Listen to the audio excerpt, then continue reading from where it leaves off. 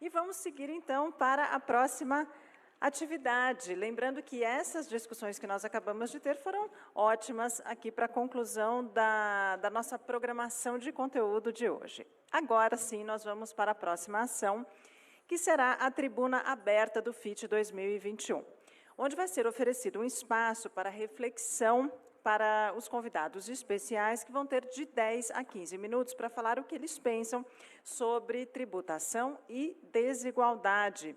Então, nós vamos iniciar a nossa tribuna, lembrando que quem vai coordenar todas as discussões é o senhor Glauco Honório, vice-presidente do Sinafresp. Por favor, seja bem-vindo.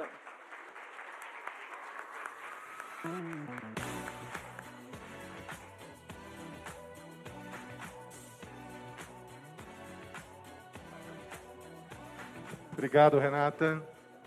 A gente, então, vai fazer esse momento final desse nosso primeiro dia do nosso Fórum Internacional Tributário.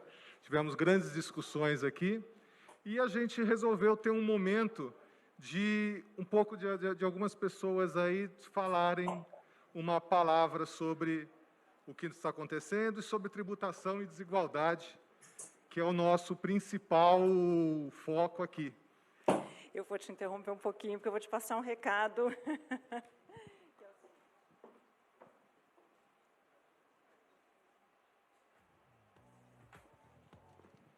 Tá, houve uma pequena questão aqui, tá?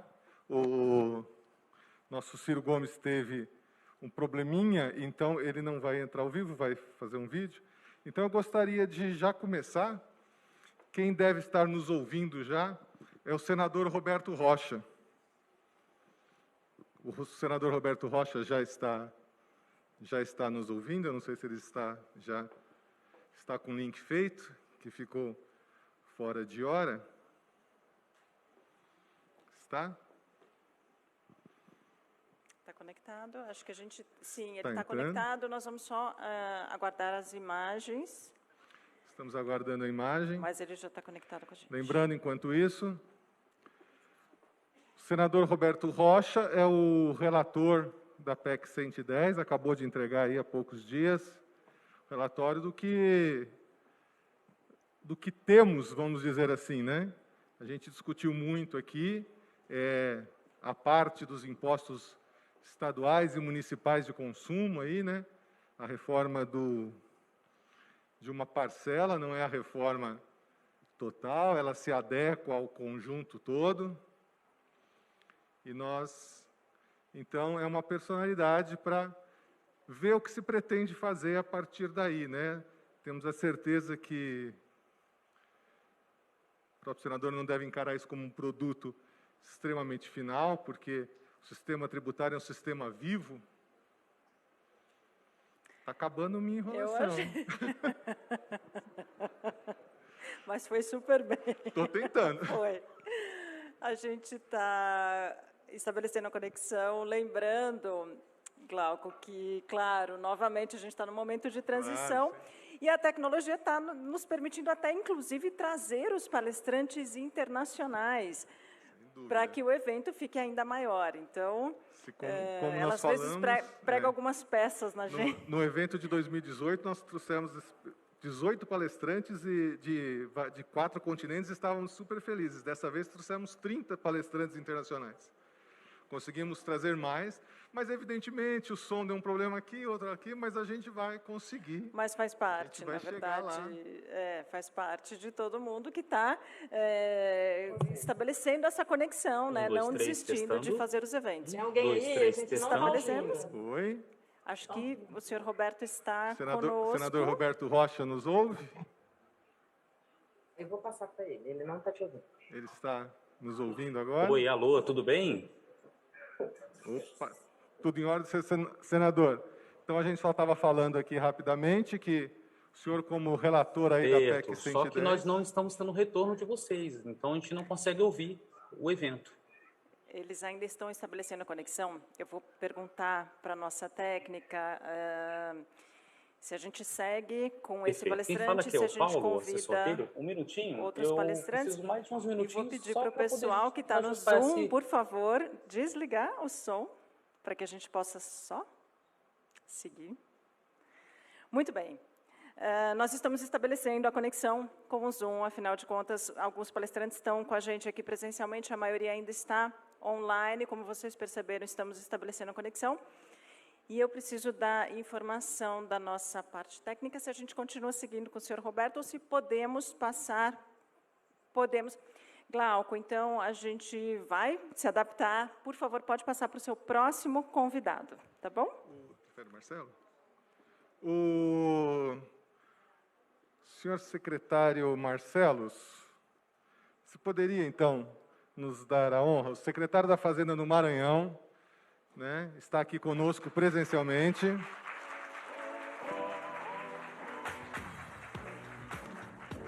Marcelo Ribeiro Alves. Muito obrigado pela sua presença. Por favor. Então, dentro desse nosso...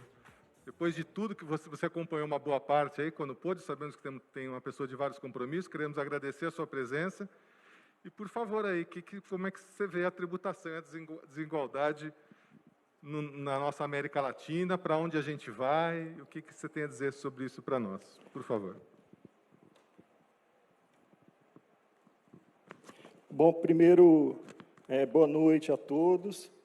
É um prazer estar aqui e falar um pouquinho sobre tributação. Só um minutinho.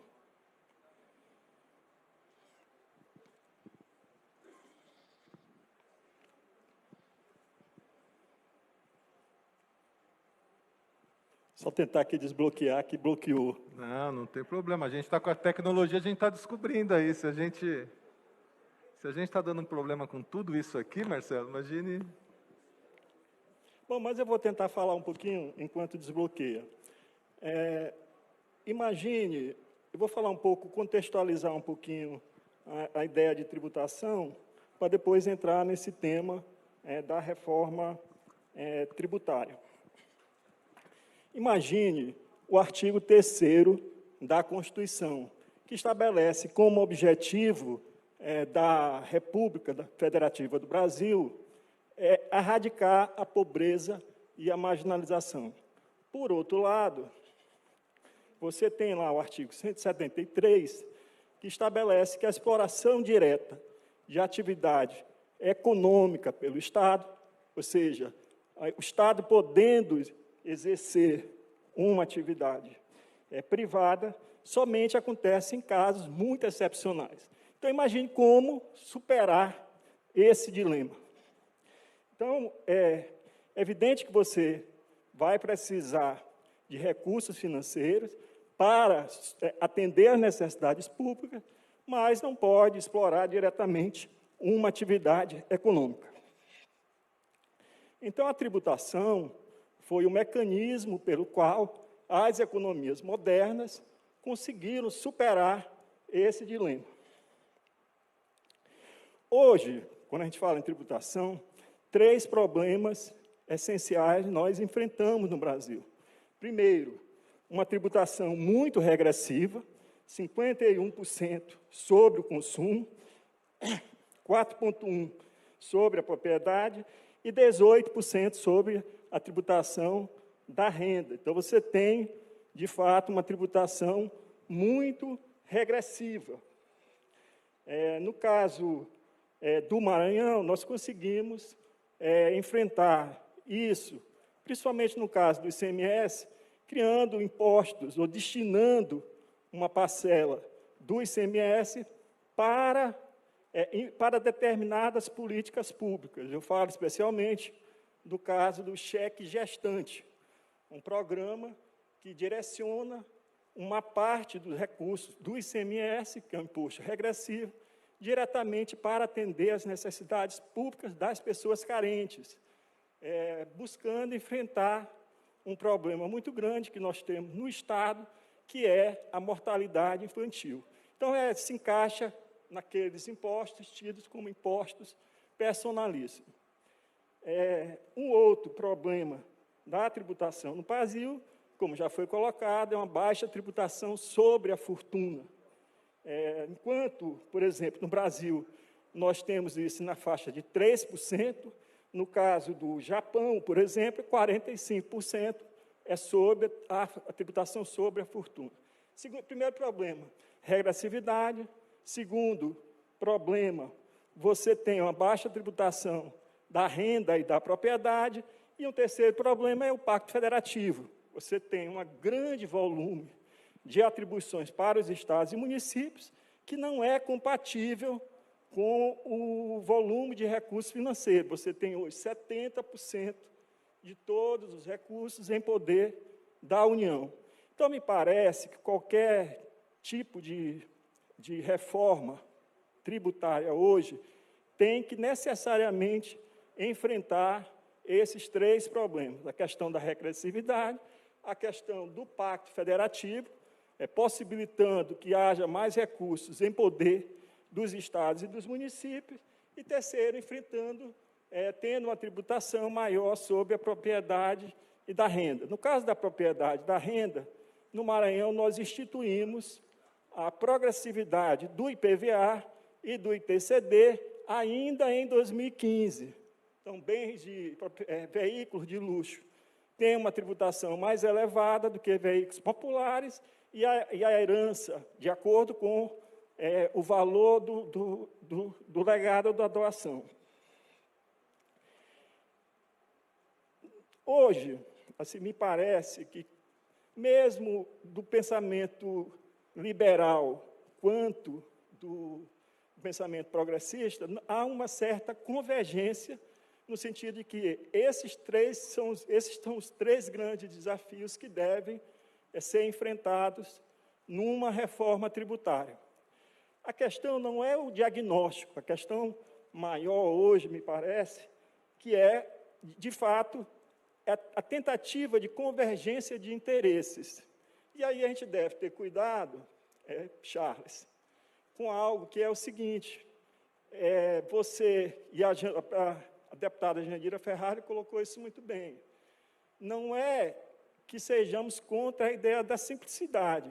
A questão é, você vai esconder dentro desse mote da simplicidade um discurso de manutenção do que nós temos hoje no país, que é uma tributação extremamente regressiva, onde quem paga imposto no país ou é pobre ou é trabalhador, ou as duas situações juntas.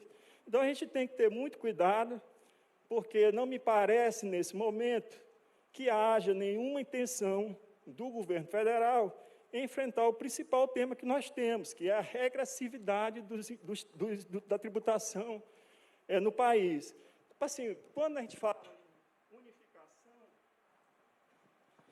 fala em unificação de tributos, tudo bem, a gente vai unificar, a gente vai simplificar, mas, de fato, se nós não calibrarmos isso de modo que a gente tenha uma tributação menor no consumo, nós não enfrentamos o nosso principal problema, que é a regressividade. E aí escondemos isso tudo sob o discurso da simplicidade de arrecadar um determinado tributo. Então, esse é uma armadilha na qual nós devemos ter muito cuidado. Me parece que, de fato, nós não vamos ter uma reforma tributária que seja mais ampla. E aí a professora que antecedeu, a Piscitelli, colocou isso muito bem. Talvez nem seja nem o momento de nós enfrentarmos isso. Talvez seja o momento de deixar para um governo posterior, de cunho mais progressista, tentar fazer, de fato, uma reforma tributária mais ampla.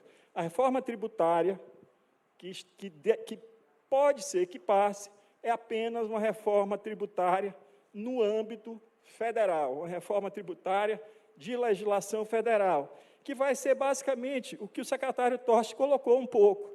Ela vai fatiada para o Congresso, é uma reforma de fusão do PIS, COFINS e do IPI, é uma reforma que vai reduzir a carga tributária das pessoas jurídicas, mas vai aumentar a carga tributária das pessoas físicas.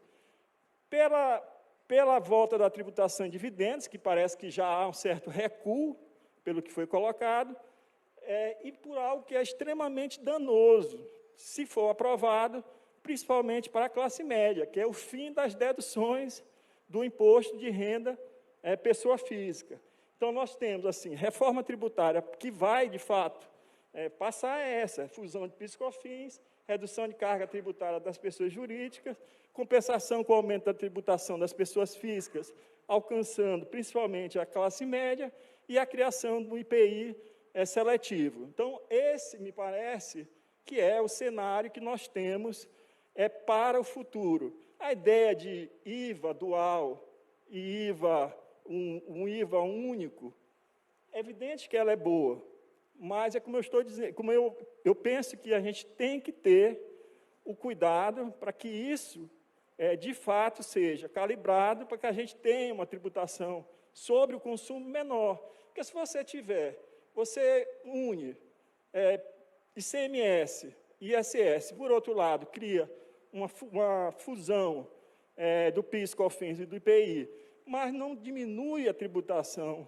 sobre o consumo, não torna ela menos regressiva, nós não enfrentamos o principal problema que nós temos hoje, inclusive, sob o ponto de vista econômico, que é uma tributação muito regressiva.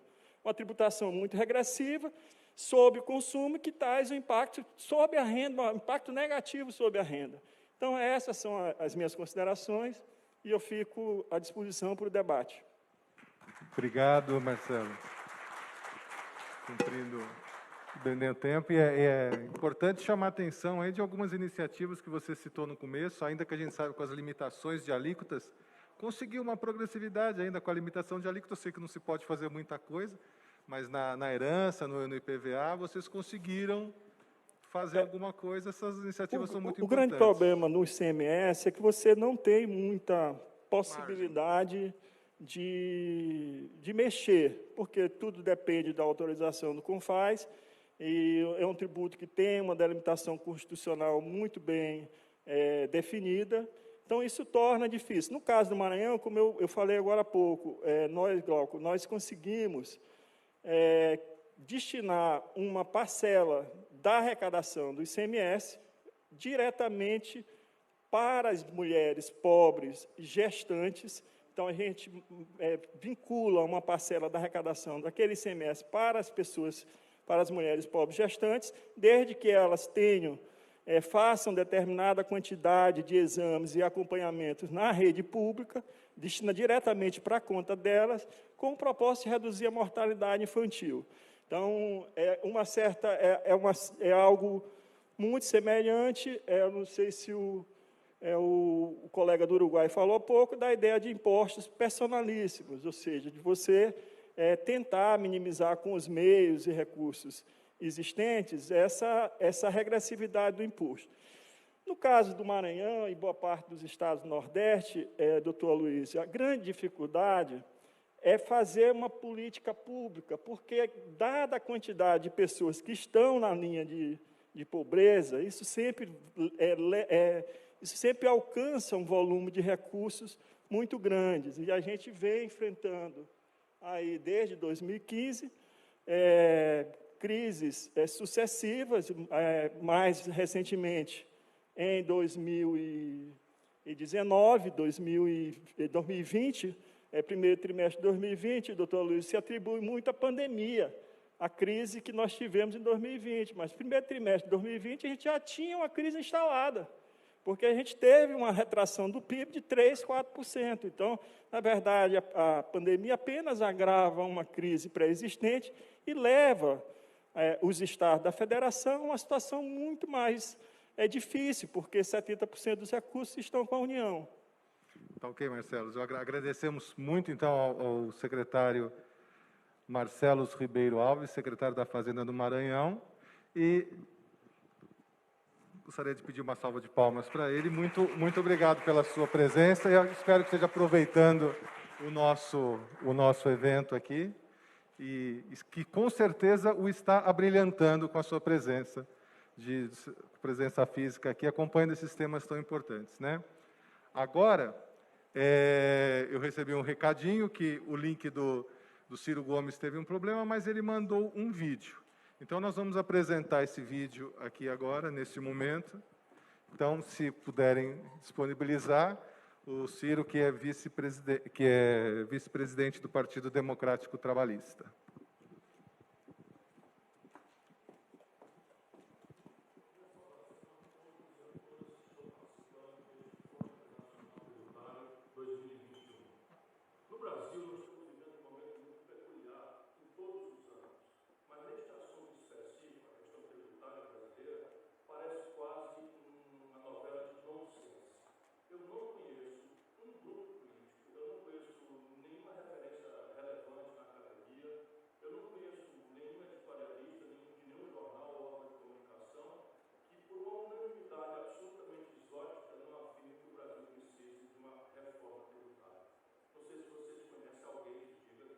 tributário brasileiro está muito bom, que não deve ser mudado, que não deve ser mexido. Eu, francamente, não conheço. Portanto, a pergunta que se faz é se existe esse rasíssimo consenso em favor, teoricamente, de uma reforma tributária, por que ela nunca acontece? Por que o sistema tributário brasileiro persiste com tantos e tão graves distorções e provocando tantas e tão graves injustiças na vida do nosso povo? A questão é simples, e este encontro de vocês, que reúne especialistas, operadores do fisco, profissionais que têm, enfim, conhecimento profundo de como é que se opera de fato a questão tributária na administração fiscal do país e que sabem também, teoricamente, quais são as grandes questões que inibem. É que o consenso é raso porque apenas se debruça sobre uma manchete, como, aliás, infelizmente tem acontecido tudo no Brasil. Reforma administrativa, quem é contra que você modernize a administração? Reforma da Previdência, todo mundo entende que a Previdência precisa ser aperfeiçoada, mas a partir daí, o que essas manchetes, consenso, né, estabelece é um grande biombo, um grande jogo de esconde-esconde para impedir que as coisas sejam esclarecidas.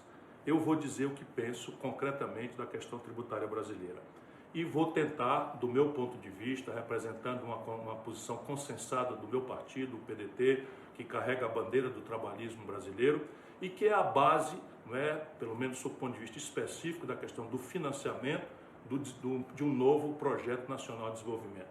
Nós sim precisamos, achamos também, de uma profunda mudança na administração tributária brasileira e na repartição das receitas. Mas daqui adiante nós queremos avançar essa discussão para que aflorem com naturalidade, com clareza, com transparência, os conflitos políticos tremendos que inibem que se faça de fato uma boa reforma tributária no Brasil. Em primeiro lugar, algumas teorias simples. O sistema tributário brasileiro precisa ser reformado em busca de uma simplificação que hoje cobra dos empreendedores, dos contribuintes, dos bons contribuintes, cobra um custo de administração, de gestão, de pagamento de impostos, um custo que absolutamente não é nem um pouco ineficiente. E eu tenho para mim que esse emaranhado de normas, de legislações, um código tributário para cada estado, não é um acidente de percurso. Eu acredito firmemente, não é? E aí vem a minha vivência de professor de direito tributário, a minha vivência como advogado, de que este emaranhado, essa confusão normativa existe para de fato criar brechas econômicas relevantes para a elisão fiscal, para o escape da carga tributária através do que candidamente se chama de forma eufêmica no Brasil de planejamento tributário. Portanto, buscar uma simplificação. Depois, a reforma tributária brasileira se impõe para que nós possamos pôr um fim a uma chamada guerra fiscal. Uma chamada guerra fiscal que, na verdade, deriva da forma com que o Brasil, na contramão das melhores práticas internacionais e da literatura melhor que se conhece no assunto, garantir uma unidade dos tributos sobre o consumo e que esse tributo seja cobrado no destino, separado do ato da compra e venda em estrito senso, para que o contribuinte, no ato de pagar o IVA, o VAT, que é internacionalmente conhecido, né, adquira também uma consciência de contribuinte. No Brasil nós temos 5 impostos sobre tributos, é melhor dizendo, sobre valor agregado: PIS, COFINS, ISS, ICMS e IPI. Não é? É evidente que aqui já está uma primeira grande questão. Por que o Brasil não tem, na contramão do mundo, um IVA? É uma pergunta simples, é que a nossa forma de nos desenvolver germinou uma hiperconcentração, do ponto de vista regional, do aparato industrial do país. 4 estados hoje representam ainda 80% da produção industrial brasileira. E se você pura e simplesmente, ou mais simplesmente do que puramente, cobra um tributo sobre o valor agregado no destino, você encerra a crônica de crédito na origem. E isso desfinanciaria gravemente estados importantes do país que já passam por uma situação fiscal debilíssima, fragílima. Eu estou falando dos grandes estados de São Paulo, Minas Gerais, Rio Grande do Sul e Rio de Janeiro, que concentram 80% da produção industrial brasileira, mas são responsáveis também, olha que desagradável coincidência, por 80% do endividamento, que hoje estabelece um constrangimento fiscal que levou 23 estados brasileiros da federação ao ponto da exaustão fiscal absoluta. Nós temos aí o Rio Grande do Sul, por exemplo, não é, em que a gente assiste o governador falando muito sobre a necessidade de um ajuste fiscal e dar uma centralidade a isso, o Rio Grande do Sul hoje está pendurado numa liminar sem pagar a sua dívida com a União Federal. Uma hora que essa liminar, por absoluta impropriedade legal, cair, o Rio Grande do Sul fica ilíquido. Só para vocês terem bastante claro que o assunto não é trivial.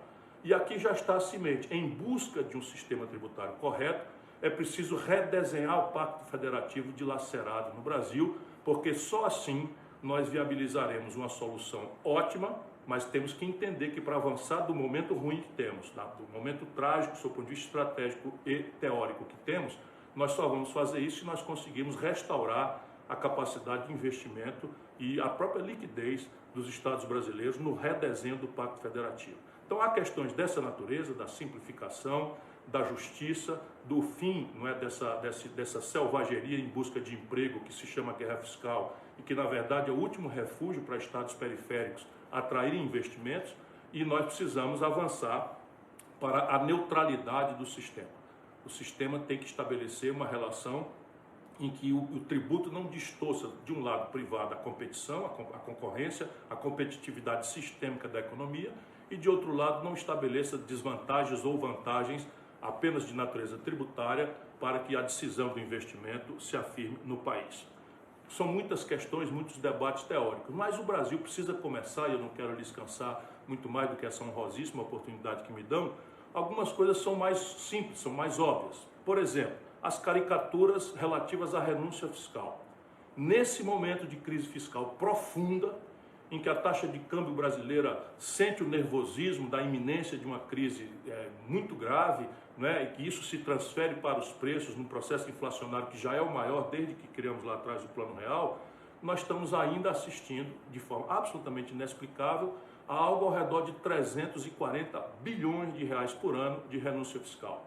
Parte delas tem explicação, tem retorno, tem contrapartida e devem ser preservadas, aprimoradas, modernizadas, porque isso é natural, né, dessa relação. Porém, uma parte importante delas, e creio, eu sei bastante bem do que eu estou falando, não tem contrapartida nenhuma e é resultado de um clientelismo, de uma farra, quando não raro a propina, a corrupção foram a linguagem que conquistou esse tipo de renúncia fiscal sem correspondência. Só no Brasil, por exemplo, uma locadora de veículos como a Localiza tem uma renúncia fiscal extrema. Qual é a contrapartida que uma locadora de veículos devolve ao país em agregação de valor, em capacitação tecnológica, em empregabilidade, enfim, não se conhece isso. Eu estou dando um exemplo prático porque o dono dessa empresa, até muito recentemente, era secretário de desestatização do governo Bolsonaro e a mania, o esporte predileto era falar mal de funcionário público e falar mal do Estado como uma entidade em si má, maléfica e perversa. E isso não se aguenta, ele próprio vive, tira sua fortuna, eu gosto de dizer com os S's e R's a verdade que eu conheço, como exemplo. Mas vamos lá, na cesta básica do Brasil, o lobismo, esse mesmo tipo de coisa, deu isenção de PIS e COFINS para filé mignon, para salmão, para queijo suíço. Evidentemente, para quem sabe o que nosso povo está passando, de pagar, sabe, R$4 por uma carcaça de frango, ou de catar resto de comida estragada no lixo, há de compreender que renúncia fiscal para esses tipos de produtos que são da cesta altíssima, não básica, da grande burguesia brasileira, sabe quanto nós poderíamos arrecadar? 8 bilhões de reais por ano. 8 bilhões. Mas coisas há mais, ainda a demonstrar a direção de uma reforma tributária de fato necessária para se fazer no Brasil. E aí você tem padrões técnicos, por exemplo, os padrões da OCDE. Podem não ser os padrões ideais, mas serve como argumento. Se você olhar, o Brasil subtributa patrimônio e renda, em comparação com os padrões da OCDE, e sobretributa o consumo, significando concreta e conceitualmente que nós temos um sistema que subgrava os ricos e que progressivamente agrava mais os pobres e a classe média.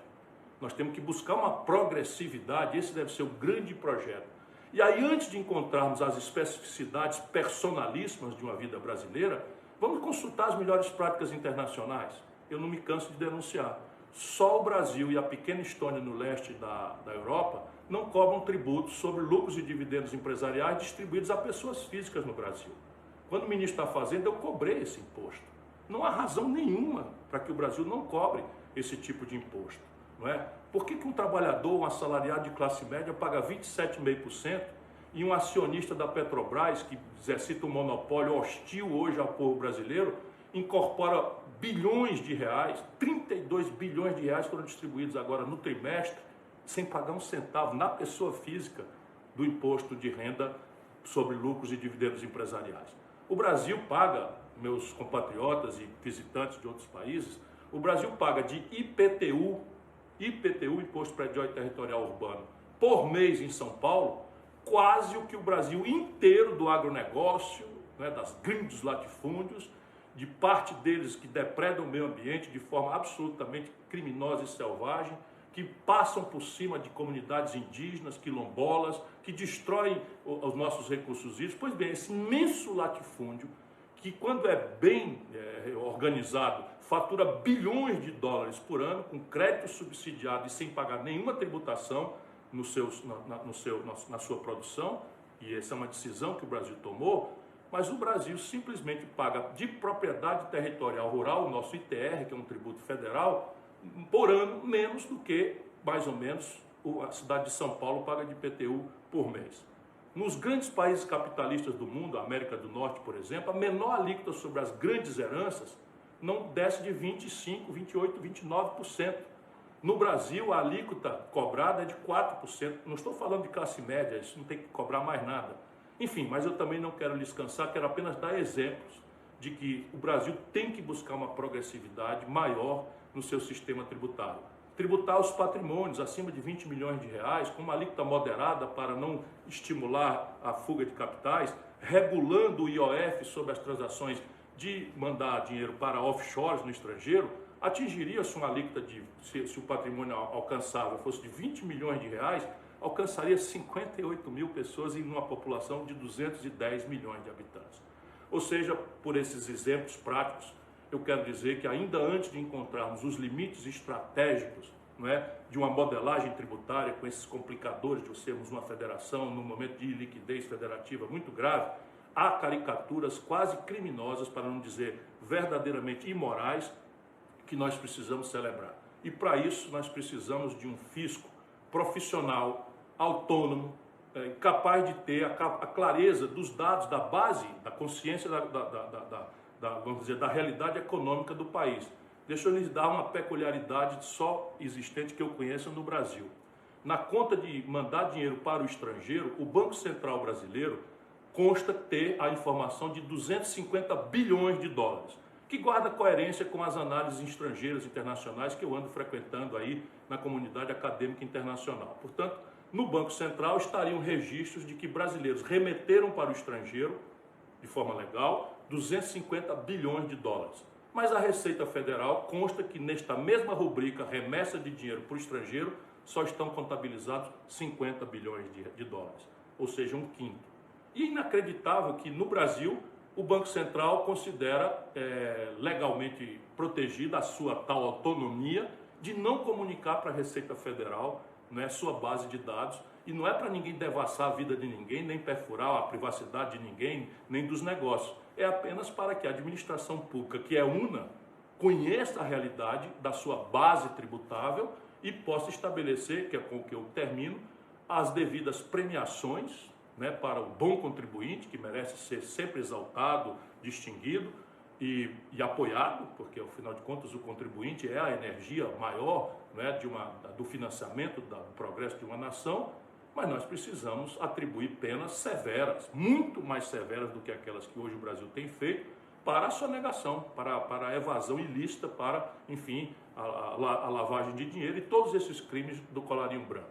E para isso, volto a dizer, agradecendo essa oportunidade, nós precisamos ter uma administração tributária profissional, autônoma, tecnicamente qualificada e conectada com as boas e melhores práticas internacionais, inclusive do acompanhamento digital, o máximo possível da verdade econômica, base tributável do país.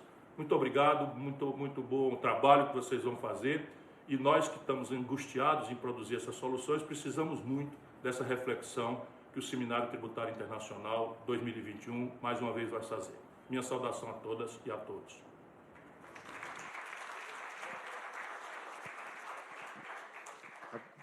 Muito bem, então a gente está aqui no ambiente plural, agora a gente vai tentar restabelecer o link. Nós tentamos fazer nessa tribuna um ambiente plural com pessoas de diversas posições e opiniões, e conseguimos, acabamos uma pluralidade que nós não esperávamos nesse ambiente virtual. A gente já teve as pessoas online aqui, as pessoas em presencial ao vivo, e agora um vídeo, que foi a solução que foi encontrada aqui. O link do senador está aberto? Ainda não? Ou está aberto? O senador Roberto Rocha, não sei se está nos ouvindo. Está nos ouvindo, senador? Perfeitamente. Você está me ouvindo? Então, muito prazer em recebê-lo aqui no nosso Fórum Internacional Tributário. O senador, que, como todos sabem, foi o relator, é o relator da PEC 110 aí, conseguiu fazer uma mágica política aí para conseguir fechar isso aí. Nós queremos um pouco saber o que o senhor tem a dizer sobre nossa tributação e desigualdade, com foco aí na nossa América Latina, e o senhor numa posição aí privilegiada de conhecimento do que pode ser feito aí. Com a palavra, senador. Bom, eu quero cumprimentar a todos e agradecer o convite do Fórum Internacional Tributário e dizer que tenho participado de muitos e muitos eventos, falando dessa nossa proposta para termos um sistema tributário em substituição a esse atual manicômio tributário, esse cipoal de regras criadas diariamente por municípios, por estados e pela União, que termina infernizando a vida de quem quer investir no Brasil e que pode gerar oportunidades de emprego. Nós tínhamos no Congresso Nacional duas PECs, uma PEC 45 da Câmara e uma PEC 110 do Senado, da qual eu sou relator. Nós tivemos dificuldades em algum momento com a PEC 45, então prevaleceu no Congresso a PEC 110. Nós estamos há 3 anos trabalhando nisso. Eu mesmo fui presidente de uma comissão mista para poder o assunto avançar. E a gente melhorou bastante o que podia das duas PECs na comissão mista e no relatório da PEC 110, que eu já tinha apresentado desde 2 anos atrás. Nós também retiramos o relatório e refizemos esse relatório. E ele, ao ser entregue agora, recentemente, no dia que a Constituição completou 30 anos, 33 anos, nós tivemos a oportunidade de estar contando com a presença e o apoio dos 3 níveis de governo: federal, a presença do ministro Paulo Guedes e do secretário da Receita, dos estados, pelos secretários estaduais, de todos os estados, pelo Concefaz, e da grande maioria dos municípios. Claro que não são todos, porque existem muitas diferenças gritantes entre municípios no Brasil. Imagina se pode comparar São Paulo com um município lá do interior do Maranhão. Não dá para comparar. Então, neste caso, de municípios grandes, que têm arrecadação grande de ISS, eles resistem à ideia de formar o IBS junto com o ICMS. A nossa proposta prevê o IVA dual. IVA dual é em substituição à tentativa primeira de criar um IVA nos impostos da base de consumo, unificando todos os impostos. Mas como o Brasil é um país muito grande, que tem enormes diferenças regionais e enormes diferenças federativas, e atualmente enormes diferenças políticas, um ambiente muito nervoso, belicoso, beligerante, entre a União e os estados, principalmente, nós encontramos muita dificuldade de ter apenas um imposto para todos os 3 níveis de governo. Daí nasceu a necessidade de pensar uma solução, e veio o IVA dual, que é um modelo que é usado no Canadá, que é usado na Índia e em outros tantos lugares também muito grandes. Com o IVA dual, a gente pode contornar muitos problemas. Então, a gente tem um IVA do governo federal, que se chamará CBS, que já está tramitando na condição de regulamentação na Câmara, unificando PIS e COFINS, e o IVA do governo dos entes subnacionais, estados e municípios, que se chamará IBS, e que vai ter a unificação do ICMS com o ISS. Essa, em tese, é a reforma estruturante na base consumo, que é a maior do Brasil, mais da metade. E onde está a maioria da população, sobretudo a mais pobre. Basta dizer que quando nós que temos mais condição, recebemos algum recurso, a gente investe uma parte no consumo, seja na energia, seja no gás, seja no combustível, seja na telecomunicação, seja no arroz, no feijão, mas também investimos, porque tem excedente, nós investimos na renda e no patrimônio. Mas o pobre, quando recebe um Bolsa Família, que é R$ 192 em média, vai passar agora para quase R$ 400, ou o auxílio emergencial, mesmo no ano passado, que era R$ 600, vai todo para o consumo, mal dá para o consumo. E lá tem o maior imposto e mais voraz do Brasil, os impostos, como o ICMS, o ISS, PIS, COFINS, IPI, etc. Nós precisamos compreender a necessidade urgente de alterar essa base tributária, sobretudo a base tributária do consumo, que é a mais urgente para fazer. Eu dou para vocês mais um exemplo. Se eu ligar agora, eu vou ligar de WhatsApp. Eu e 99% das pessoas, ou seja, eu receber uma ligação. Qual é a carga tributária? É zero. Mas se o sujeito lá no interior do Maranhão precisar de usar o telefone, ele não tem conectividade. Ele vai precisar de um pré-pago. Qual que é a carga tributária? 50%. Eu, se precisar de um hospital, de uma clínica, para uma consulta, para mim ou para um parente meu, ou a escola, eu vou lá e pego o recibo e vou deduzir no imposto de renda depois. Ora, mas quantos por cento das pessoas que fazem dedução no imposto de renda têm uma renda acima de 30 salário mínimo, como eu? 75%. Enquanto isso, o pobre não tem hospital, não tem saúde. Então, a gente precisa rever isso. Ou seja, nós temos uma carga tributária altíssima, que faz com que o brasileiro tenha que trabalhar 4 meses no ano para o governo, 34% aproximadamente, e não tem os serviços como contrapartida. Não tem. Na Alemanha a carga tributária é maior, no Reino Unido mas tem a contrapartida na forma de serviços. Aqui a gente não tem nem sequer os serviços e ainda paga muito pelo que não tem.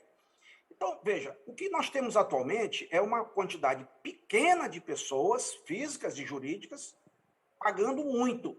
O que nós pretendemos é fazer uma quantidade grande de pessoas pagar menos, diminuindo a carga tributária no tempo. Para isso, o barco tem que ser consertado navegando, não dá para parar. Por isso que tem que ter transição e etc.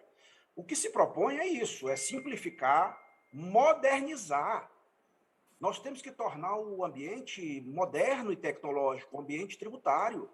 Como nós podemos estar vivendo hoje no mundo digital e um sistema tributário analógico? Como que nós podemos, ainda nesses tempos de hoje, com a tecnologia à nossa disposição, a gente está rastreando só produto? Mesmo com nota fiscal eletrônica, mesmo com código de barra, mesmo com o que tem de moderno hoje. Se a gente pode rastrear além do produto, se a gente pode rastrear o dinheiro.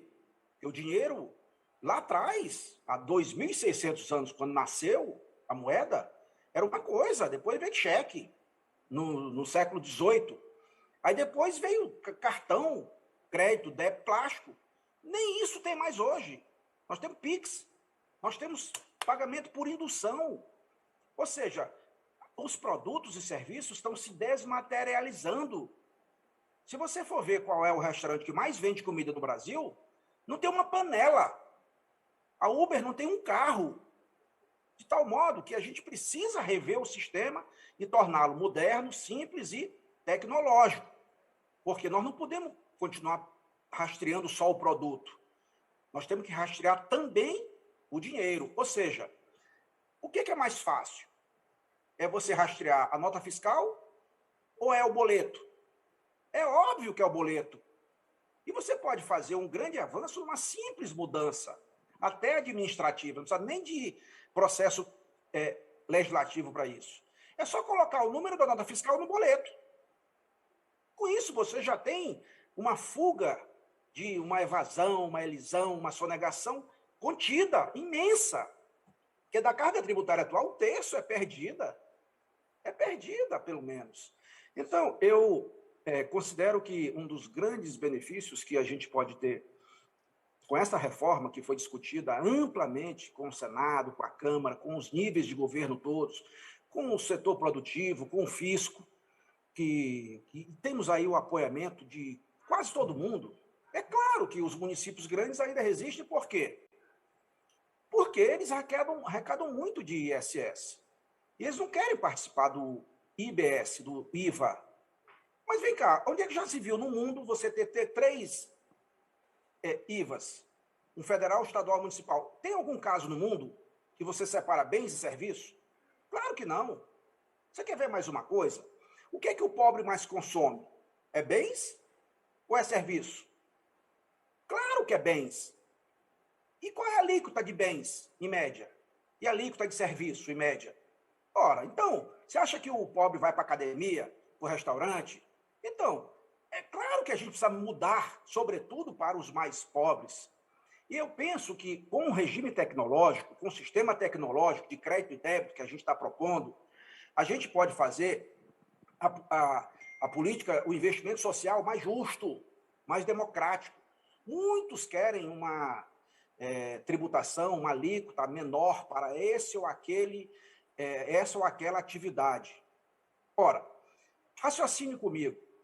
Se a gente está dando um comando na PEC para que não tenha uma alíquota única para o IBS. Também não estamos colocando no texto constitucional quais são aqueles produtos que terão tratamento tributário especial e tratamento tributário diferenciado. Nem pode, na PEC não. Ainda mais num mundo em transformação tão rápida que está tendo. Nós, até pouco tempo atrás, saímos para comprar CD, DVD, ou para assistir um filme, uma locadora. Acabou tudo isso, está tudo na nuvem. E como é que tributa isso? E quem é que desconhece a realidade hoje do comércio eletrônico? A gente não precisa mais ir em loja para comprar. A gente compra pela internet. Mas daqui a pouco não vai nem ser preciso ir da internet. Por quê? Porque a impressora 3D vai poder fazer meu sapato, a minha camisa. Então, a gente não pode colocar isso em texto condicional quando a gente precisa estar mudando com frequência. Na PEC, a gente está dando comando constitucional para poder a lei complementar definir as alíquotas.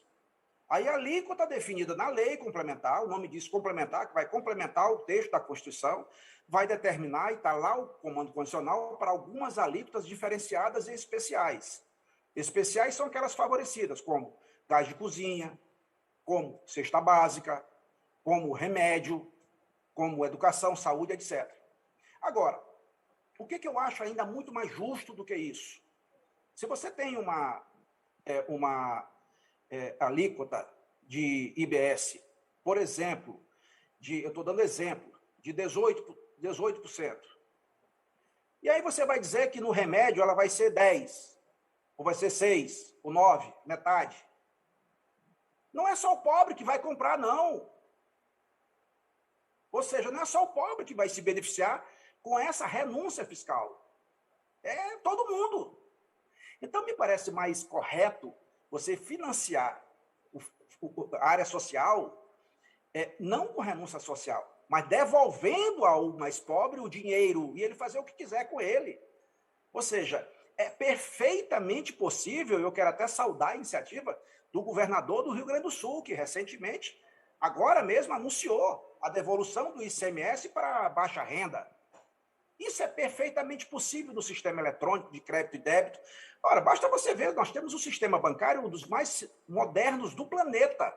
Isso é legado da inflação. E como é que a gente vive num sistema analógico? Então, eu acho que o fato dele ser simplificado, modernizado, a gente está desonerando exportação. completamente. Só o Brasil exportava imposto. Isso não existe. Você tem que desonerar a exportação. Nós estamos também desonerando investimento, máquinas. Não pode estar tributando quem quer investir, produzir. Você tributa lá no final, no produto. Então, a gente está liquidando com a regressividade, a gente está mitigando ao máximo, acabando com a regressividade. Estes impostos que massacram os mais pobres, principalmente, que sentem, mas não sabem o que é, eles têm neles alguns que são mais fáceis de transferir do imposto para o preço. Porque o empresário não paga imposto. A empresa não paga imposto. Quem é que paga imposto? É o consumidor. Vai para o preço. Tudo. Ou não é? Claro que é. Então, tem alguns produtos que são mais fáceis de transferir do imposto para o preço, como energia, como combustível, como telecomunicação. Há pouco, eu peguei ainda um finalzinho da fala do secretário de Fazenda do Maranhão, que eu cumprimento, e eu posso dizer, salvo melhor juízo, salvo engano, a receita de ICMS do estado do Maranhão, de muito tempo, não é de agora, mais de 80% é energia, petróleo e telecomunicações. Isso é o caso do Maranhão, porque não tem indústrias, não tem renda, tanto que é a pior renda per capita do Brasil, então não tem circulação de bens e serviços, é muito pouco. Mas a reforma tributária, na minha visão, e por isso eu sou senador de um estado que não é rico, não é pobre, é rico, porém é um estado empobrecido, mas acho que a melhor forma de combater a pobreza é gerando riqueza. E para isso acontecer, é preciso criar um ambiente de negócios favorável ao investimento. Nós não podemos imaginar que o governo seja capaz de dar emprego para as pessoas. Isso não existe. Quem dá emprego é a iniciativa privada. O governo gera oportunidade de emprego. Os governos não têm mais dinheiro para investir, todos ou praticamente todos investem hoje com dinheiro de empréstimo, como é o caso do Maranhão. E aí a grande maioria, como é o caso do Maranhão, não tem mais nem dinheiro, condição de pegar emprestado, porque além de acabar a capacidade de investimento, acabou a capacidade de endividamento. Então a gente precisa mudar o sistema. Nós estamos tirando da origem para o destino. Da origem para o destino tem prazo. Isso não é de uma hora para outra, não. Isso demorará 20 anos. Inicialmente era 50, era 2 por ano, agora é 20, é 5% por ano. Nós estamos propondo uma transição do sistema analógico para o digital de 7 anos. São 2 anos de experiência, de teste, e 5 anos de transição, sendo que nos 2 primeiros é proibido pela Constituição aumentar a carga tributária. Porque a premissa de qualquer reforma é que não dá para diminuir a carga tributária atual no primeiro momento, porque ninguém abre mão de receita. Como também não dá para aumentar, porque ninguém aguenta mais a carga tributária atual. Ela vai ser diminuída no tempo. De modo que eu não quero mais me estender muito, apenas dizer que entendo que a PEC 110, sobretudo agora que me parece que a reforma do imposto de renda aprovado por ampla maioria na Câmara subiu no telhado do Senado, me parece que nós, congressistas, temos a obrigação de oferecer, de fazer alguma entrega ao povo brasileiro nesse ano.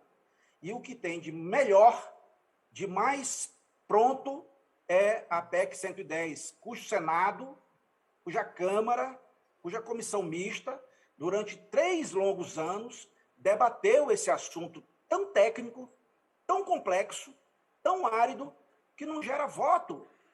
Ainda mais para quem é do estado como o Maranhão. O Maranhão, quantos por cento paga imposto de renda? Declara. 5%. Ora, se o cidadão só conhece o imposto quando ele é direto, quando é que é direto?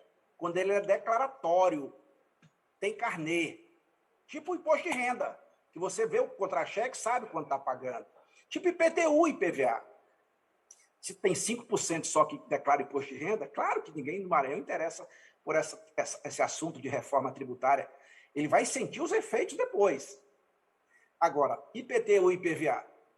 Como é que você pode conviver num país onde só paga IPVA quem tem carro e moto? Aí quem tem carro popular, moto popular, que usa como instrumento de trabalho para sustentar a sua família, como no caso do Maranhão, que tem 1,5 milhão de veículos, 1 milhão é moto, uma boa parte dessas motos estão presas. O governo do estado foi lá e prendeu, porque não pagou IPVA. E aí vende. O sujeito trocou uma moto por um jumento e perdeu a moto. Mas por que não toma um helicóptero? Por que não toma um jatinho? Por que não toma um iate? Porque no Brasil não paga. Só paga o pobre. Então a gente também está mudando isso na nossa proposta. Então eu quero aqui mais uma vez conclamar, agradecer aqui ao final mais uma vez a oportunidade de dizer que o Senado hoje é quarta-feira. O meu relatório foi apresentado. Era para ser lido o relatório hoje. Lido. Dado vistas coletivas, que é normal, e votado na semana que vem. Nós estamos perto do final do ano. E o ano que vem tem eleição. Ora, não teve sessão novamente na CCJ. A CCJ parece que está de greve. Não pode travar tudo por conta de uma questão. Então eu faço um apelo público ao presidente do Senado, Davi Alcolumbre, ou melhor, da CCJ, Davi Alcolumbre, que paute essa matéria, porque ela impacta diretamente na vida dos mais pobres, principalmente, onde tem amapaenses, maranhenses, paraenses, etc. Agora, se por uma razão ou outra não for possível pautar, porque não pode abrir a CCJ, porque está de greve, então o apelo vai ao presidente Rodrigo Pacheco, que puxe para o Senado, na forma do regimento e com a autoridade que tem de presidente do Senado, coloque para abrir o debate, a discussão e a votação no plenário do Senado. O Senado não pode ficar discutindo essa matéria durante tantos anos e depois simplesmente não deliberar. Perder a última janela de oportunidade dessa geração. Agora, se a Câmara vai votar ou não, isso é uma outra questão. Mas o Senado, me parece, com todo respeito, tem o dever, e eu peço isso ao Senado, por quê? Porque até em respeito ao nosso trabalho, que delibere sobre isso. Quem achar que não está convencido ainda, vote contra. Mas apresente um caminho melhor. Agora, é preciso votar. E eu peço aqui a oportunidade que tenho para aqueles que podem fazer o que faço. Um trabalho no sentido de sensibilização para a gente ver essa matéria deliberada. Muito obrigado. Obrigado, senador. Muito obrigado pela sua participação, engrandecendo o nosso fórum. A gente está tendo várias visões. Essa é uma visão mais do que está acontecendo neste momento. Então, nós agradecemos muito a sua participação nesse fórum. Temos a certeza que vamos levar as suas preocupações aí, as suas palavras, no nosso conhecimento aqui. Muito obrigado, senador. Até a mais. Bom, gente, então, continuando na nossa tribuna aqui, eu queria agora chamar o presidente da Fundação Perseu Abramo, Aloysio Mercadante,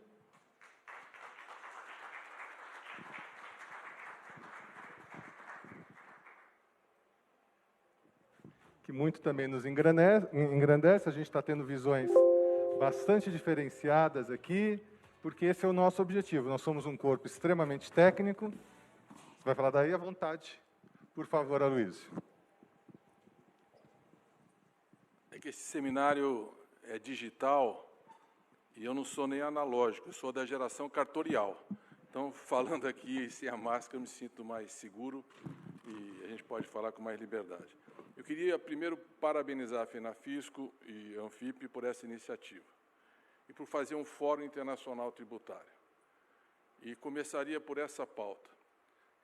A reforma tributária, a política fiscal, elas precisam ser politizadas, nós precisamos envolver a sociedade, porque isso não é uma discussão burocrática e técnica. Nós estamos discutindo como é que o Estado vai se apropriar de uma parte da riqueza social e como é que ele vai distribuir essa riqueza. Portanto, é uma questão essencial para a vida, especialmente da maioria da população. E por que um seminário internacional é importante? Porque essa pandemia nos colocou diante de um cenário extremamente grave. A minha primeira divergência, não está nada seguro que nós teremos um crescimento exuberante no pós-pandemia. A China está crescendo 4,5%, desacelerando, que é uma das menores taxas de crescimento dos últimos 30 anos, com uma crise no setor da construção civil, uma crise energética. A economia americana com uma imensa dificuldade, o Biden, que fez um plano ousado de enfrentamento da crise, de aprovar no Senado, por exemplo, as medidas tributárias para arrecadar 2,5 trilhões de dólares. Uma imensa resistência. A maioria dele no Senado é um voto. Muita dificuldade. E a União Europeia também lançou um programa muito exuberante, o Nova Geração, 750 bilhões de euros, mas não está nada definido que isso será implementado no ritmo e na urgência que a história exige. Nós estamos num cenário parecido com o que foi o pós-29, com o que foi o pós-Segunda Guerra Mundial. E só há um caminho para enfrentar uma crise dessa magnitude. Precisa de Estado. Nós não precisamos de menos Estado, nós precisamos de mais Estado. Um Estado que seja coordenador e indutor da reconstrução nacional e da reconstrução das economias do ponto de vista do conjunto das nações que foram duramente impactados pela pandemia. E nós estamos num país que o negacionismo, o obscurantismo predominou, enterramos mais de 600 mil pessoas desnecessariamente, exatamente por omissão. E as consequências econômicas e sociais são mais graves aqui. Por que é importante ser um fórum internacional? Porque há um debate internacional nessa direção. Olhem a história neoliberal dos Estados Unidos de 40 anos. Eles estão voltando ao Roosevelt, eles estão voltando ao Keynes para sair e para enfrentar a concorrência da China, que é um país que tem uma relação Estado, economia, empresa, mercado totalmente diferente do que foi o modelo do mundo ocidental, especialmente o neoliberalismo, e que está emergindo como a principal economia do mundo e crescendo em marcha batida há mais de 30 anos, e acelerada. Então, a economia americana, o Estado está mudando de padrão. Com toda aquela dívida pública que foi apresentado, eles estão fazendo um plano extremamente agressivo de investimento, de infraestrutura, de geração de emprego, de anistia de dívida estudantil para os estudantes, da economia do cuidado e fazendo uma política tributária muito mais agressiva. A mesma coisa a União Europeia. Bom, e onde é que nós estamos? Nós somos um país que essa elite tem uma dificuldade imensa de olhar a história. Primeiro porque não estuda, e porque carrega uma herança de 4 séculos de escravidão e de colonização. Portanto, ela é incapaz de pensar a nação e de estar na frente do seu tempo, pensando o futuro da sociedade. Então, nós estamos mergulhados numa visão da ortodoxia fiscal e do neoliberalismo retrógrado, que não responde mais às nossas exigências históricas, e o único discurso é Estado mínimo, Estado mínimo, Estado mínimo. Desconstitucionalizar o orçamento para quê? Tiraram, por exemplo, a educação, os 18% de verba para a educação. Para onde estão indo esses recursos? Na pós-pandemia, tem criança que está 1 ano e meio sem escola. Ela não aprendeu a ler e escrever, porque é pobre, porque não teve recursos pedagógicos, porque não tem acesso à internet. Isso vale para o ensino médio, isso vale para toda a estrutura educacional. Qual é a política de recuperação da educação? É menos recursos para a educação? Ou nós precisamos de mais professor, mais tempo na jornada escolar, mais esforço pedagógico? O pós-pandemia vai aumentar a demanda por saúde, muitas cirurgias eletivas não foram feitas. E eu não vou me entender só em saúde e educação. Gente, nós estamos falando de 20 milhões de desempregados, 19 milhões de pessoas numa situação de fome, 116 milhões de pessoas numa situação de insegurança alimentar. Eu gostei muito da pergunta daquele nosso painelista do BID. Para que uma reforma tributária? É para reconstruir essa nação, para dar emprego, para dar educação, para dar saúde. E não há como responder, recuperar a capacidade de investimento do Estado. Não sei se vocês viram esse dado de hoje, no último trimestre, nós tivemos um desinvestimento do Estado. Quer dizer, o Estado investe menos que a depreciação dos seus ativos. Como é que nós vamos sair nessa crise com essa visão? Então, nós precisamos de um grande debate sobre a reforma tributária. Primeiro ponto que eu coloco, e esse é um seminário internacional, e vocês estão na frente, e vocês são profissionalmente competentes para isso, nós temos que debater uma reforma tributária do ponto de vista global. Quem tem razão é o Stiglitz, é o Piketty, é a Mariana Mazzucato, é o Campo, que vem ou virá aqui, que tem um projeto de reforma tributária.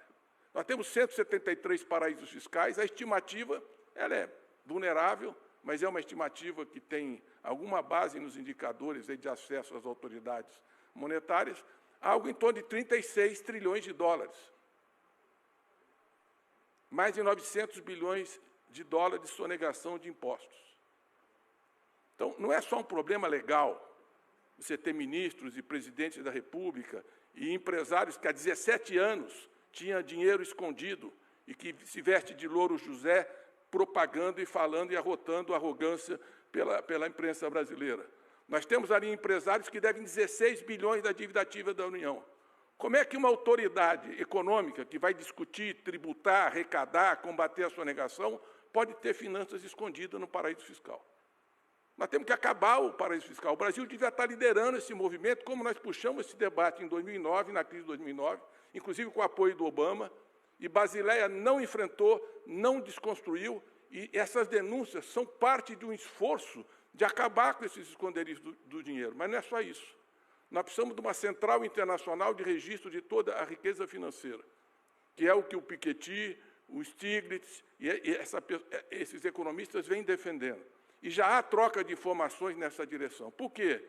Porque aí essa discussão da tributação das grandes fortunas, que vai fugir, não tem fuga. Tem um acordo tributário internacional e vai ter que pagar imposto. O rico precisa pagar imposto nesse planeta. O nível de concentração de renda e de riqueza não tem nenhum parâmetro na história da humanidade. Então, existe um debate internacional, assim como eu acho um avanço ao CDE estabelecer uma tributação de 15%. Mas aí também só espero que o que é o piso não vire o teto, porque esse é o risco para as economias em desenvolvimento. Mas é um avanço, tributar as plataformas digitais e a gente ter um acordo tributário global. Acho que o Brasil tinha que entrar com muita firmeza nesse debate internacional. Entrando no Brasil, eu vou ser sincero com vocês, bem sincero. Eu tenho 50 anos de militância política, fui deputado, senador, ministro de 3 pastas, já acompanhei inúmeras iniciativas de reforma tributária. Por que elas não andam? Porque os interesses contrários são muito poderosos. Então, vamos começar por aquilo que é o mais fácil, que foi exposto aqui com brilhantismo. Nós precisamos mexer nos impostos indiretos. Há acordo sobre isso. Tem que ser simplificado, tem que ser racional, tem que desburocratizar, tem que reduzir. Então, vamos caminhar para aquilo que já está consolidado na literatura, na experiência, o IVA, o Imposto sobre o Valor Adicionado, que não tribute a origem, tribute o destino, porque isso vai ajudar a inverter uma estrutura regressiva regionalmente, porque quando eu tributo a origem, eu estou beneficiando as economias mais ricas. E, ao mesmo tempo, a contrapartida para os estados mais ricos é o fim da guerra fiscal, porque é verdade que teve incentivos fiscais totalmente inaceitáveis, patrocinados, sobretudo, no Congresso Nacional. Mas também teve a guerra fiscal que começou no Ceará. As maiores incentivos fiscais para a atração, o início da guerra fiscal foi o Ceará, depois se alastrou para todo o Norte e Nordeste, e nós temos aí um outro lado da sonegação, que são os contratos de gaveta, não estão no orçamento do Estado e beneficiam empresas. Então, toda vez que você fala, eu vou sair da origem para o destino, aqui no Sudeste, os governos não querem, porque podem perder receita, e lá as empresas não querem, porque tem um acordo de gaveta que não paga impostos. Não sei se eu estou falando, eu vou falar bem claro, porque é assim a vida real na discussão de uma reforma tributária dos impostos indiretos. Então, eu sou totalmente favorável à ideia do IVA, é uma ingenuidade. Eu trabalhei muitos anos com o Beca, foi meu assessor lá na Câmara e depois, mais tarde, no governo, o Bernardo Api e o Nelson Machado, acho que fizeram um belo trabalho recuperando uma proposta que nós já discutimos em 2009, de 2008 para 2009, e o Senado votou e aprovou e depois não andou. Mas não pode ser um único IVA. Isso é poesia. Tem que escutar, e aqui está o nosso Marcelo, o CONFAS, tem que ser um IVA dual, porque a União não vai transferir, os estados não vão transferir os municípios para a União, um caixa único gerido pela União para fazer a divisão desses recursos. Tem que ser um IVA dual, tem que ter um IVA para os estados, e uma alíquota para os estados e uma alíquota para a União. É o mínimo num país complexo, pacto federativo, com a insegurança que todos têm. E a transição tem que ser lenta, porque ninguém pode perder receita, você não pode desestabilizar um ente federado no momento, e, sobretudo, com as dificuldades que nós temos, que são dramáticas. Então, eu sou favorável, nós somos favoráveis, temos lutado por isso a nossa bancada e apoiamos essa iniciativa. Agora, o que é inaceitável nesse debate? Que o problema central do país, do ponto de vista de uma reforma tributária que enfrente a desigualdade, porque esse é o tema da discussão de hoje, é que os impostos indiretos vão à estimativa de 43% a 51%, vamos deixar para 47% da carga tributária efetiva. Essa é a origem da regressividade. Quem ganha menos paga muito mais impostos porque está no serviço e no bem, que a renda é totalmente diferenciada para adquirir. Então, o peso na família assalariada de uma carga tributária como essa, de baixa renda, é muito maior do que, por exemplo, elite financeira. Então, não me venham, porque nós perdemos... Quando falamos nós, eu falo do meu partido, do PT, e da oposição, dos 7 partidos de oposição, que nós estamos, durante todo esse processo, brigando para discutir não só os impostos indiretos, não só a PEC 110 e 45, mas discutir a tributação sobre a renda e a riqueza. Mudar o peso relativo. Nós precisamos aumentar o imposto de renda, especialmente o imposto, porque toda a renda, em última instância, é a renda da pessoa física, aumentar o peso do imposto sobre a renda e a riqueza e reduzir os impostos indiretos. Então, vamos racionalizar, vamos simplificar, vamos criar o IVA, e tem inovações, a economia digital é uma delas, a economia do conhecimento. Acho que, além do IVA, nós precisamos de imposto seletivo, quer dizer, você tem que tributar os produtos que fazem mal para a saúde, por exemplo. Um cigarro não pode ser tributado como um litro de leite. Você tem que tributar também a transição para uma economia ecologicamente sustentável. Os produtos que geram aquecimento global e gases de efeito estufa têm que ser sobretributados em relação àqueles que, por exemplo, ajudam a descarbonizar a economia e fazer uma economia mais saudável. Então, nós temos aí desafios do imposto seletivo, mas isso aí está bem construído. Eu acho que nós temos um caminho, uma discussão que já vem de décadas e está madura para avançar. Agora, tem que reduzir a carga tributária indireta e aumentar a direta. Aí vamos entrar no debate que nós estamos tendo, imposto de renda à pessoa física. Como é que é essa altura do campeonato? Um país que é dos mais desiguais do planeta. A OCDE fez um estudo de 42 países. Nós somos o 3º com mais desemprego hoje e o 4º com maior inflação. Aí você vai discutir imposto de renda numa crise que o Estado não tem capacidade de investimento. O setor privado não vai investir se a economia não voltar a crescer. As famílias estão com 72% endividadas. Aí a proposta é a seguinte, vamos aumentar a isenção. Vamos corrigir a tabela aumentando a isenção. Quando eu aumento a isenção, aparentemente eu estou beneficiando só a primeira faixa, mas não todas as faixas de imposto de renda estão sendo beneficiadas. Eu estou agravando a regressividade. Então, nós precisamos corrigir? Podemos corrigir. Podemos aumentar a isenção, se for uma coisa razoável, não for uma demagogia eleitoral. E você veja que o meu discurso aqui não é quem está fazendo oposição. A minha oposição é programática. É um projeto de vida, não é uma condição se eu estou na oposição, porque o que eu estou dizendo aqui, eu falava quando era líder da oposição no Senado, na Câmara, quando era líder do governo no Senado. Nós precisamos de progressividade. Tem que ter uma alíquota mais alta nesse país, nós temos que ter coragem de debater e de defender isso, e é impopular. É impopular. Eu fui presidente da Comissão de Assuntos Econômicos e da Comissão de Economia na Câmara e da Finanças e Tributação. Só tem projeto para isenção, para reduzir imposto. Ninguém quer botar cara para defender e aumentar imposto para quem precisa. Ninguém, porque não dá voto. Mesmo que se fosse uma coisa boa, não chamava imposto. Chamava qualquer outra coisa, menos imposto. Se é imposto, não é uma coisa popular. Então, nós precisamos ter uma alíquota superior. Pelo menos voltar aos 35% que nós já tivemos. É o mínimo, porque se não tiver uma alíquota para cima, nós estamos aumentando a desigualdade no imposto de renda. Então, nós precisamos aumentar o peso do imposto de renda. Agora, a questão mais escandalosa é que as rendas do capital não pagam os mesmos tributos que a renda do trabalho. Quer dizer, o assalariado é tributado na fonte. E nós estamos num país... É verdade, aqui, não estou aqui para fazer nenhuma disputa política, mas quem desonerou lucros de dividendos e juros sobre capital próprio foi o PSDB com o Everardo Maciel, em 1995. Foi ali que essa jabuticaba retrógrada entrou na nossa legislação, porque não era assim até lá. Então, você tem juros sobre capital próprio e lucros e dividendos, que é uma coisa absurda. Como é que alguém pode ter uma renda do capital e não recolhe imposto quando você transfere para a pessoa física? Aqui nós não estamos falando de tributar a empresa que repassa por preço. Nós estamos falando de tributar o capitalista que recebe a renda. Então, de parabéns, eu acho que deve ter alguém aqui que trabalhou no projeto originário do governo, tinha coisas muito importantes. Por exemplo, de combate à elisão fiscal. Holding familiar. É uma forma de burlar, é uma forma de planejamento fiscal, aquilo é um absurdo. Fundos imobiliários. O cidadão tem uma casinha, ele aluga, ele paga de 15% a 27,5%. Mas se ele tem muitos imóveis, ele cria um fundo imobiliário e vai ter isenção? Então, vocês estão de parabéns de ter proposto agora. É inacreditável um governo, numa crise fiscal como essa, em 24 horas, demolir a proposta da Receita como foi feita. É uma coisa inacreditável. Em vez de enfrentar o debate, de avançar, de sustentar, de explicar, não. É impossível avançar nessas condições. Então, nós precisamos retomar os mecanismos de combate à elisão fiscal, que são muito importantes, e a proposta originária, que saiu da Receita, vinha e avançava nessa direção, e tributar lucros e dividendos. Do nosso ponto de vista, precisaria ser uma alíquota progressiva, como é imposto de renda da pessoa física.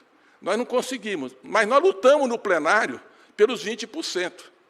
Obstruímos, PT e PSOL obstruíram durante 2 semanas para tentar avançar. Porque o relator propunha 2,5%. Nós conseguimos 15%.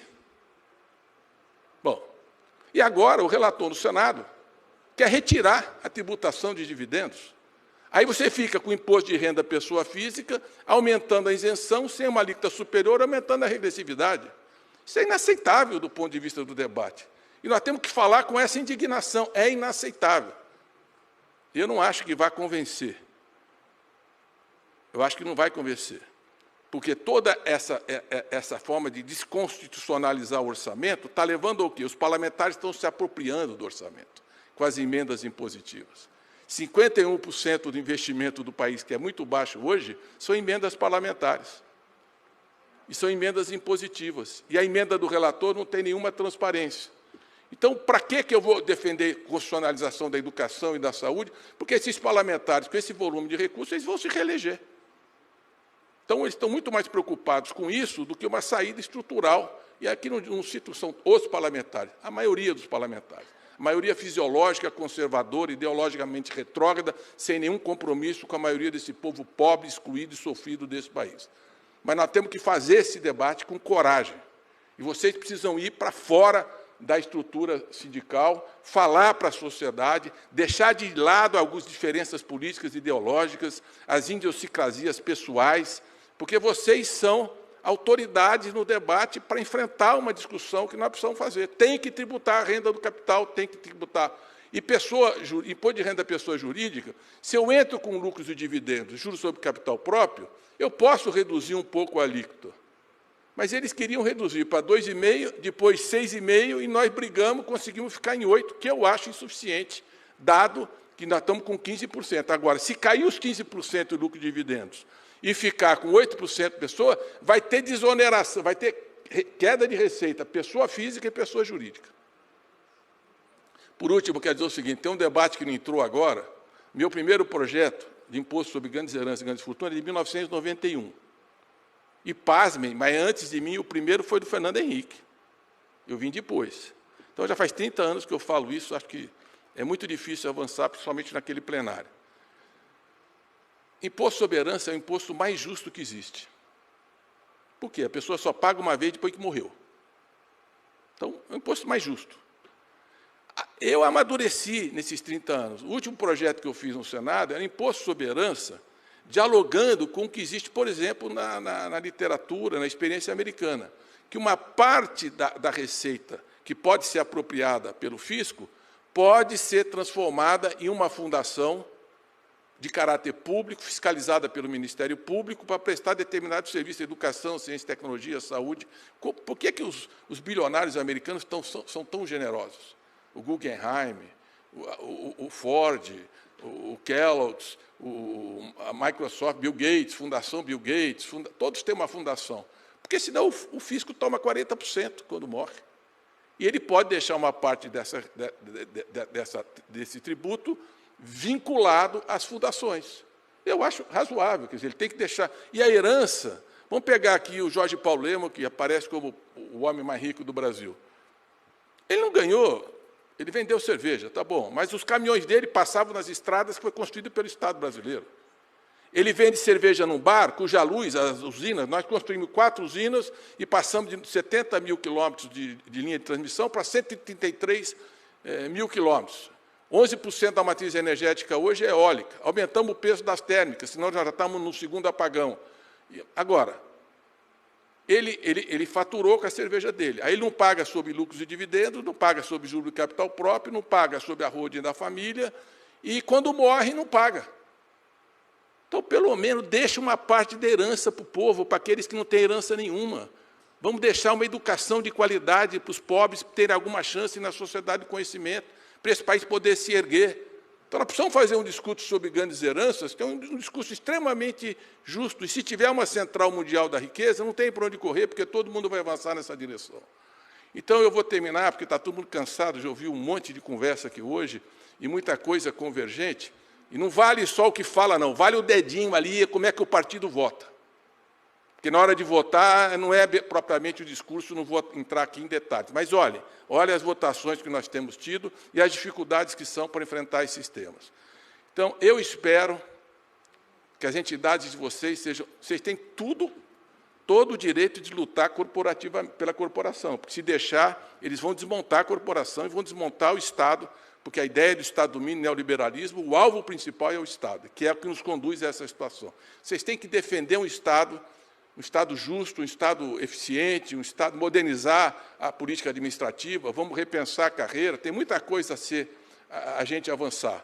Mas vocês precisam fazer o debate da reforma tributária para além da profissão, para além do dia a dia, para além desse plenário.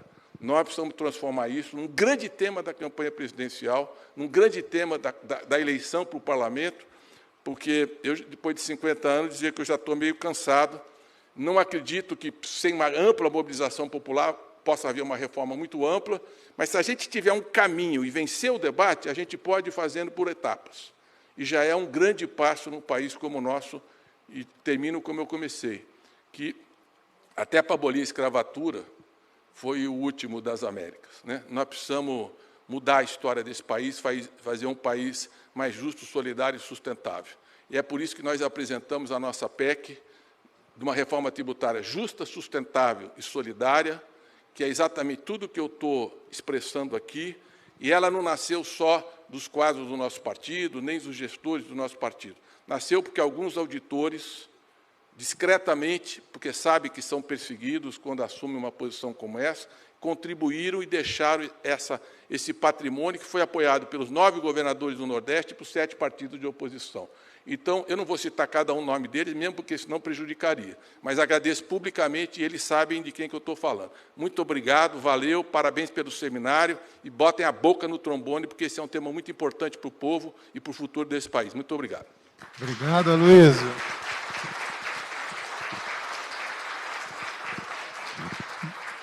Bom, a gente agradece muito, Aloysio, as suas palavras.